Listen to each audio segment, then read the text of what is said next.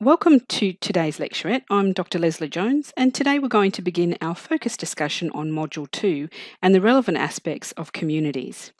To begin our discussion today, our topic will focus on the notion of culture. What do we mean by culture, and in particular, looking at aspects of Australian culture. Your text highlights that Australian culture is often discussed as if it was one set thing, static in its definition and influence. However, it is far from static or concrete. Lawrence, Brooker and Dodds makes the point that culture is a mixture of ways of thinking, of feeling and of acting, a set of meanings that people construct and reconstruct, with room for variations in their interpretations. Culture, like people, change. People bring new ideas and new interpretations into their cultural beliefs and practices. They go on to assert that a culture involves, instead, a mixture of ideas and practices, of meanings and activities into which people are initiated and to which they may subscribe as a way of living. So then, if we think about the markers of culture in this way, they can be found in things like the shared views of how people think things should be, or the notion of this is the way we do things around here, and includes markers such as the way we dress, the holidays that we share, the way that we speak with one another and communication styles, and of course the traditions that mark different cultures quite significantly. There's a body of research that expands the notion of the influence of culture in the last decade in particular, and have found that culture significantly influences aspects of social and private lives through the establishment of the cultural values and beliefs. And these in turn influence the development of social norms and mores for the group of people that are connected within the one cultural context. If we think about that, that's really significant when we consider against the multicultural nature of many of developed countries, including our own. As a professional working with families within community, where sometimes cultural values, beliefs, social norms and mores may differ significantly between cultural groups, including your own cultural values and beliefs. It is important to understand the cultural complexity that this type of context can give rise to. As we explore culture, I'd like us to step back a little bit and frame it against Bronfenbrenner's ecological systems theory, and consider that cultural context as an influence on child development is actually situated within this model at the macro system level. The social norms and mores that develop as a result of cultural values and beliefs influence through the exo and meso and into the microsystem at the child and family lived experience level. However, I also want to draw the fact that culture is not static, as we've just said, and represents the collective understandings of groups of people at a given point in time. Cultural norms and mores change over time and reflect the changing nature of society. Embracing diversity and multiculturalism is a really good example of how culture develops and is iteratively changed over time. The cultural values and beliefs that we have today look, sound and feel very, very different to the cultural values and beliefs that we would have had as a developed country some 100 years ago, for example. From this perspective, we can also see that culture sits at the chronosystem level as well as the macro system level. A really interesting alternative view proposed by Vels Agosto et al. In one of the readings for this topic for this week suggests that considering culture as part of the macro system is in actual fact problematic. They argue the earlier work of Rogoff and Wiesner, underpinned by Vygotsky's socio-cultural theory, and repositioning culture as a significant proximal process.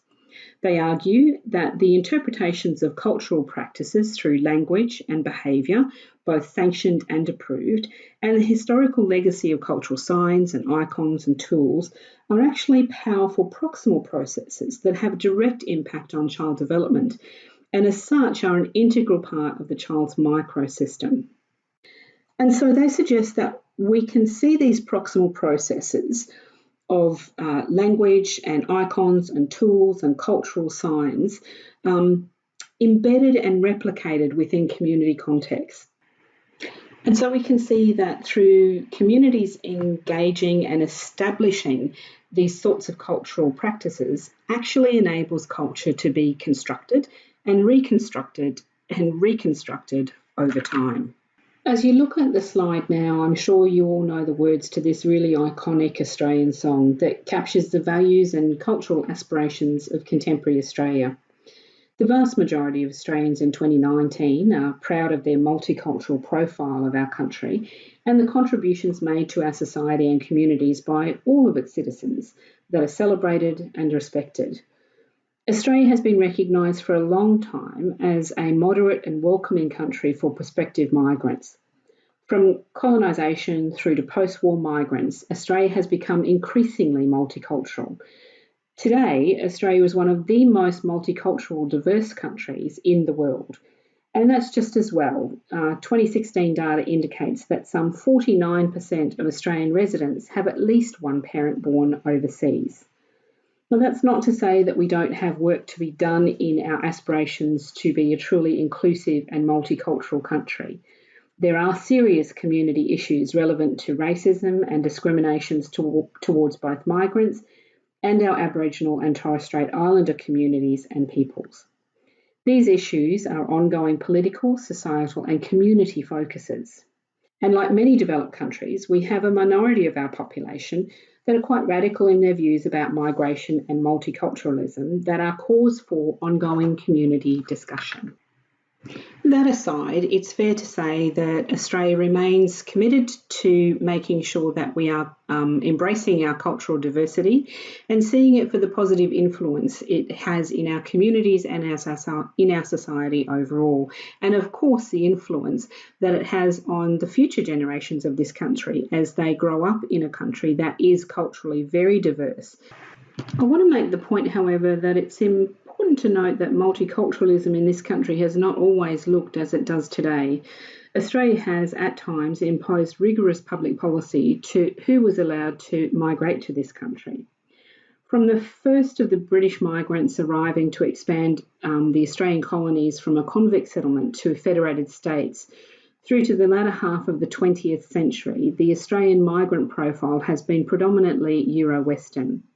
During the 20th century, successive federal governments enacted policy platforms under the White Australia policy to effectively exclude people from non-European ethnic origin, and especially those of Asian, primarily Chinese, and Pacific Islanders from immigrating to Australia. And in fact, it wasn't until 1973 that the final aspects of the 1940s White Australia policy was actually finally dismantled. Today, our migrant profile has significantly expanded from the large Chinese migration of the gold rush period to the 10-pound POM and the Italian migrants post-World War II, to the diversity today, including migrants from Africa, Asia, the Middle East, and the Americas.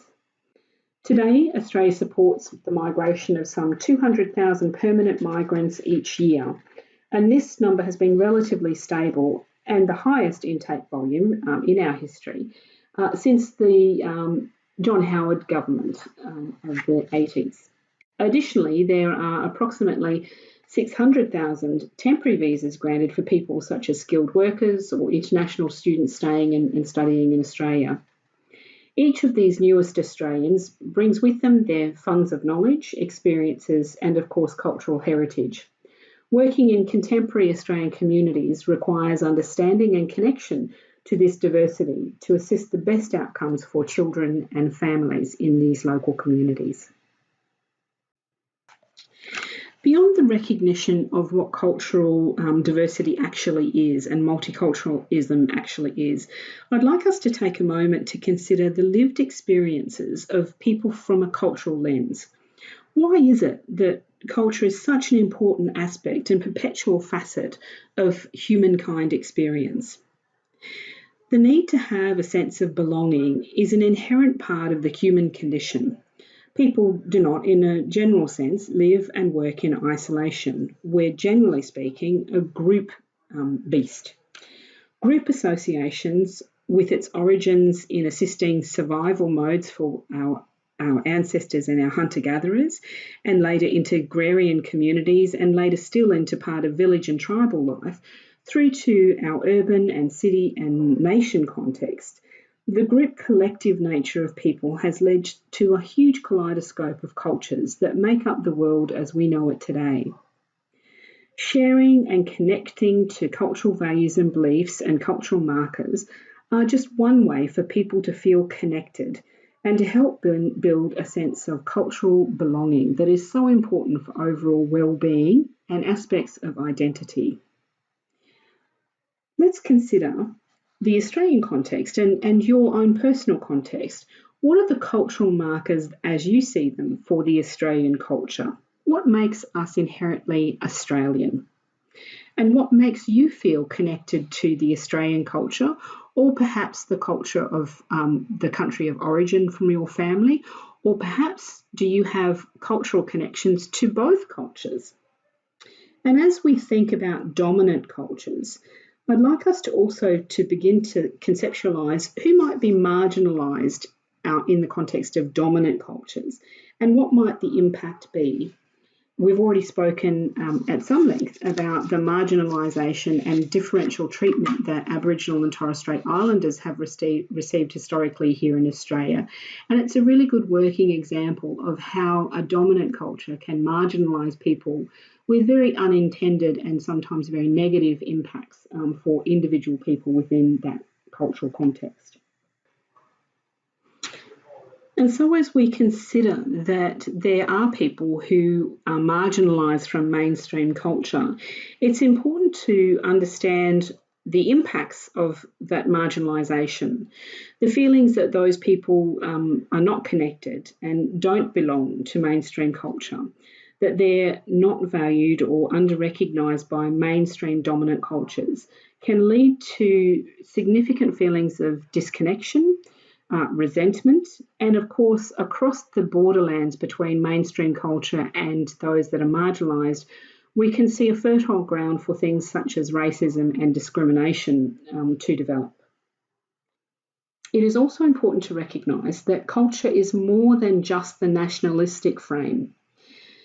There are cultural contexts that connect groups of people in really significant ways that sit outside of, or at least alongside, the nationalistic view of culture. In each cultural context, the need to belong and be connected to the group through shared values, beliefs, customs, traditions, icons and tools actually exists in the same way that they exist for nationalistic culture. And so too does the risk of people feeling marginalised, disconnected and isolated from these types of cultural groups. In our next lecturette, we're going to be exploring the notion of the varied cultural contexts that impact families, children and communities. Thank you for listening today, and I look forward to our next session together.